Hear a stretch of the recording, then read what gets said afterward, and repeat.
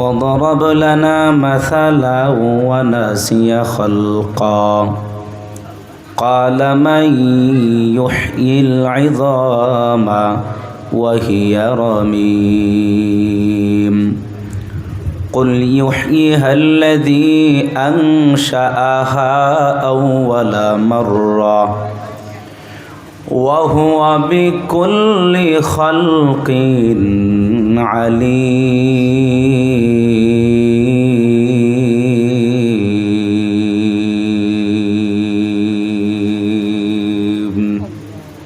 আমি যে আয়াতে কারিমা তিলাওয়াত করছি এই আয়াতে কারিমা পবিত্র কোরআনের সূরা ইয়াসিনের 2টি আয়াত। এই আয়াত নাজিল হওয়ার পেছনে যে কারণ, যে ঘটনা, যে প্রেক্ষাপট তাফসীরের ভাষায় বলা হয় শানে নুজুল। শানে নুজুলটা হচ্ছে রাসূল কারীম সাল্লাল্লাহু আলাইহি ওয়াসাল্লামের কাছে 3 জন লোক গেছে। আস ইবনে ওয়াইল, ওলিদ ইবনে মুগীরা, উবাই ইবনে খালফ।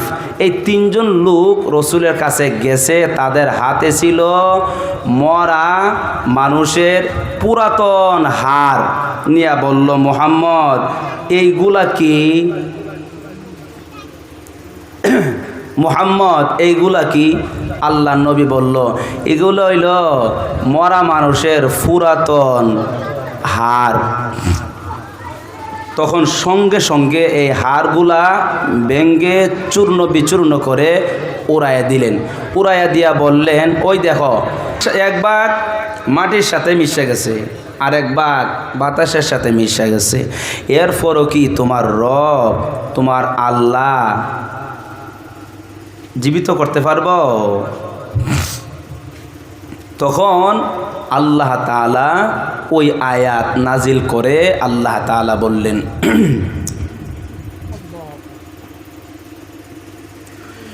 وضرب لنا مثلا ونسي خلقا قال من يحيي العظام وهي رميم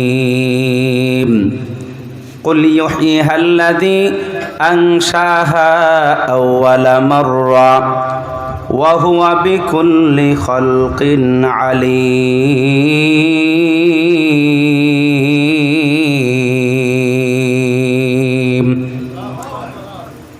আস ইবনে ওয়াইল, উবাই ইবনে খালফ, 3 জন কাফের আল্লাহর নবীকে যখন এই কথা বলল, এ মুহাম্মদ এরপরও কি তোমার রব, এরপরও কি মানুষ আবার বানাইতে পারবে কিনা বলো? আল্লাহ রাব্বুল আলামিন এদের কথার জবাবে রব্বুল আলামিন বলেন, উবাই ইবনে খাল কাফের মুশরিক বেঈমানেরা তারা আমার সাথে চ্যালেঞ্জ করেছে, অথচ তারা তাদের সৃষ্টিকে অস্বীকার করেছে। কেমন অস্বীকার করেছে?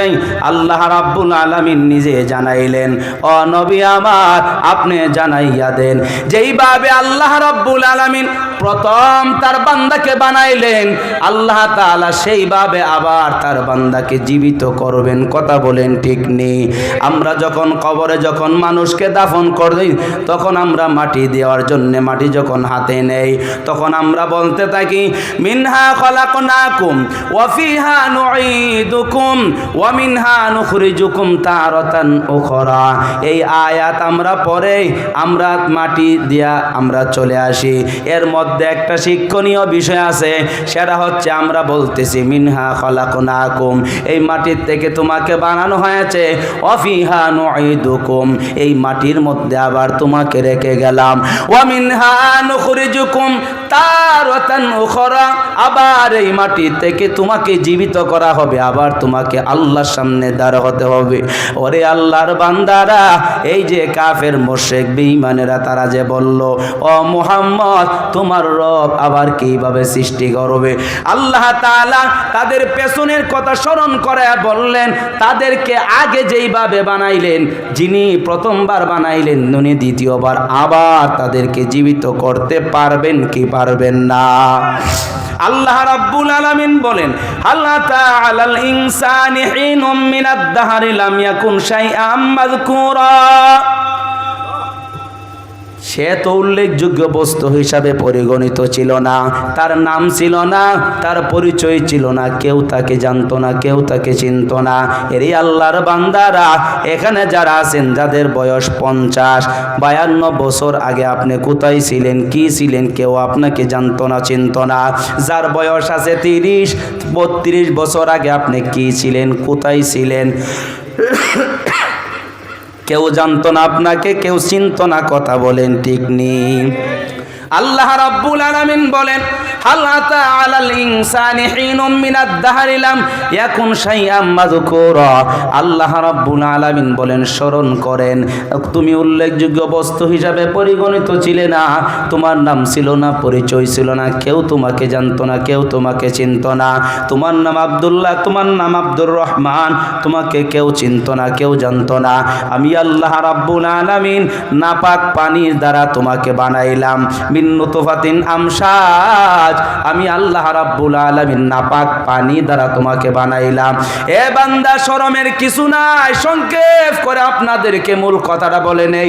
এরে আল্লাহর বান্দারা, আল্লাহ তাআলা যে বললেন নাপাক পানি দ্বারা তোমাদেরকে বানাইলাম, নাপাক পানি আল্লাহ তাআলা কোথা থেকে সংগ্রহ করেছেন? আল্লাহ রাব্বুল আলামিন বলেন, মিন নুতফাতিন আমশাজ।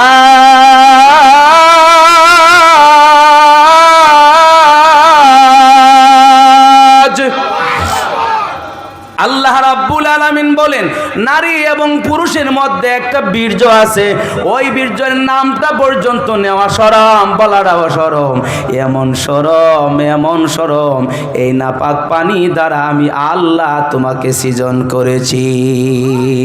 এরে আল্লাহর বান্দারা, আল্লাহ রাব্বুল আলামিন বলে, এ বান্দা, আমি আল্লাহ রাব্বুল আলামিন যখন তোমার কোনো অস্তিত্বই ছিল না, যখন তোমাকে কেউ জানতো না, যখন তোমাকে কেউ চিনতো না, ওই জায়গা থেকে আমি রব তোকে কত মায়া কইরা বানাইলাম।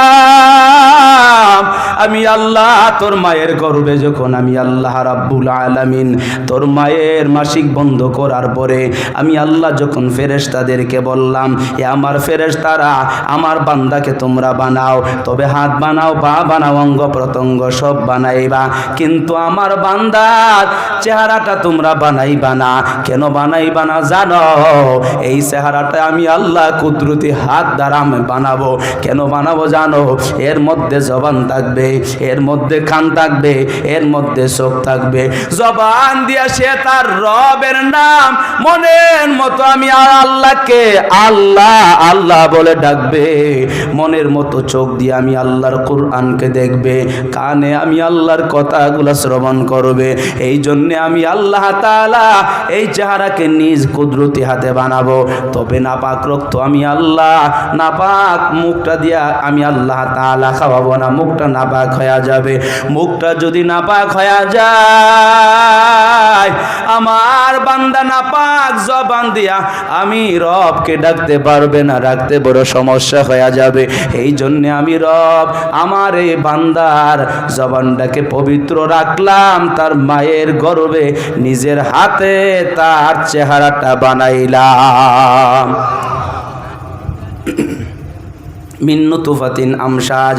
এরে আল্লাহর বান্দারা, আল্লাহ তাআলা বলেন, চেহারা যখন কমপ্লিট হয়ে গেল, সব যখন হয়ে গেল, বান্দা তুমি যখন দুনিয়াতে আসলা, আমি আল্লাহ তাআলা তোমাদেরকে বলে দিলাম, এ আল্লাহর বান্দারা, বান্দা আল্লাহ তাআলা তো স্পষ্ট করে বলে দিলেন, আইনা মা তাকুনু ইউদরিকুমুল মাউত ওয়ালাউ কুনতুম ফি বুরুজিম মুশাইয়াদা।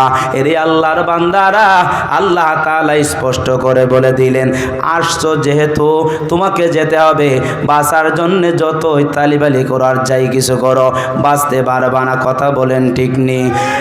মরণ থেকে যতই পালাও, মরণ তোমায় লইবে গিরি, যদিও সুদূর আকাশ পানে লুকাও যদি লাগিয়ে সিঁড়ি। কথা বলেন ঠিক নেই?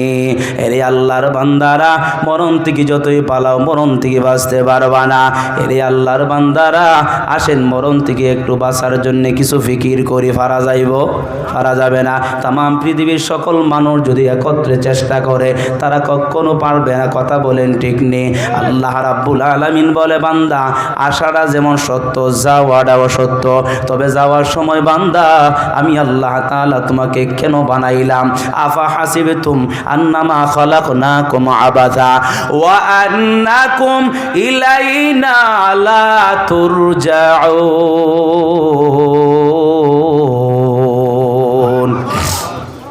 এ বান্দা আমি আল্লাহ রাব্বুল আলামিন তোমাকে কেন বানাইলাম? কি প্রয়োজন ছিল তোমাকে বানানোর জন্যে? তুমি কি মনে করো আমি আল্লাহ তাআলা এমনিই তোমাকে বানাইছি, অহেতুক বানাইছি? আবার তুমি কি মনে করো আমি আল্লাহর কাছে তুমি আসতে হবে না, এটা কি তুমি মনে করো? এ বান্দা আমি আল্লাহ তাআলা মানুষের জন্মের মাধ্যমে যেমন হায়াত দান করেছি, মৃত্যুর মাধ্যমে আমি আল্লাহ তাআলা হায়াতের স্বাদ শেষ করে আমি আল্লাহ কবর জগতে নিয়ে যাব। এরে আল্লাহর বান্দা, কবর এমন একটা জায়গা, আমি আপনাদেরকে যারা বিদেশ ভ্রমণ করছেন তারাও বুঝবেন, যারা ভ্রমণ করেন নাই তারাও বুঝবেন। আল্লাহর নবীর সাহাবী উসমান গনি রাদিয়াল্লাহু তাআলা আনহু, তিনি যখন কবরের পাশ দিয়া যাইতেন অথবা কবরের যখন বয়ান আল্লাহ নবী যখন করতেন, উসমান গনি এত জোরে কান্নার আওয়াজ, এত কান্নাকাটি করতেন। সাহাবায়ে কেরাম বলেন উসমান গনি অন্য সময় এত কান্না করে না, যখন কবরের বয়ান আল্লাহর নবী করতেন তখন এত বেশি কান্না করতেন। যখন কবর পাশে থাকতো দেখতেন তখন তিনি ফুফাইয়া ছোট বাচ্চার মতো কান্না করতেন। সাহাবায়ে কেরাম প্রশ্ন করতেন, ভাই আপনাকে তো এত কান্না করতে অন্য সময় দেখি না, আপনি কবর যখন দেখেন এত বেশি কান্না করেন? উসমান গনি জবাব দেয়, শোনাও, পৃথিবীর সকল মানুষের প্রথম ইমিগ্রেশন কাউন্টার হলো তার কবর। আমার আপনার জিন্দেগির হায়াত, আপনি কথা বললেও শেষ হবে, চুপ থাকলেও শেষ হবে, নেক কাজ করলে